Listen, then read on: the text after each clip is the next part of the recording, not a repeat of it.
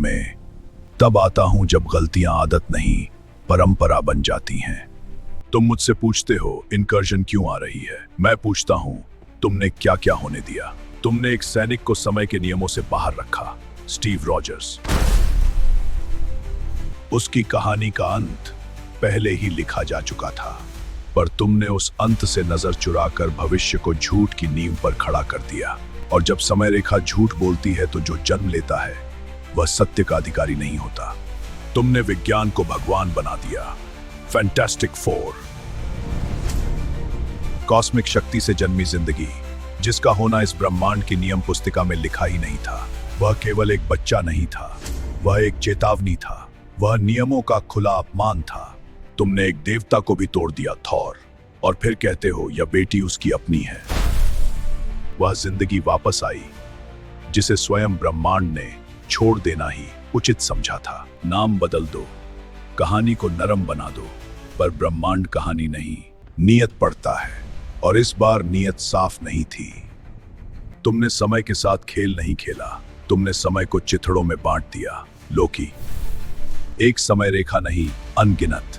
हर समय रेखा एक सवाल, हर सवाल एक दरार। और जब वास्तविकता में दरार पड़ती है तो दुनियाएं टकराती नहीं, घिसती हैं। तुमने जादू को भी छूट दे दी, डॉक्टर स्ट्रेंज।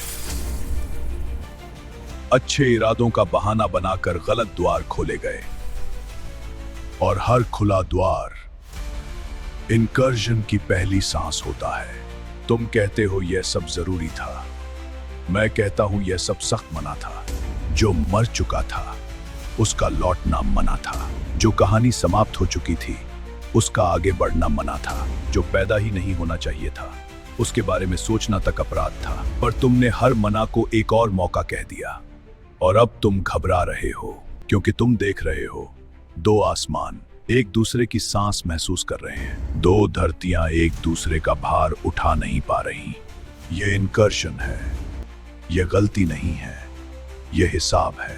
मैं डूम्सडे पर इसलिए आऊंगा क्योंकि तुम रुकना भूल गए। डूम्सडे कोई धमकी नहीं, डूम्सडे कोई गुस्सा नहीं, डूम्सडे एक अंतिम सुधार है, जहां जो होना था वही बचेगा, जो नहीं होना था खुद बिखर जाएगा, और जो सच है उसके लिए कोई हीरो काफी नहीं होगा।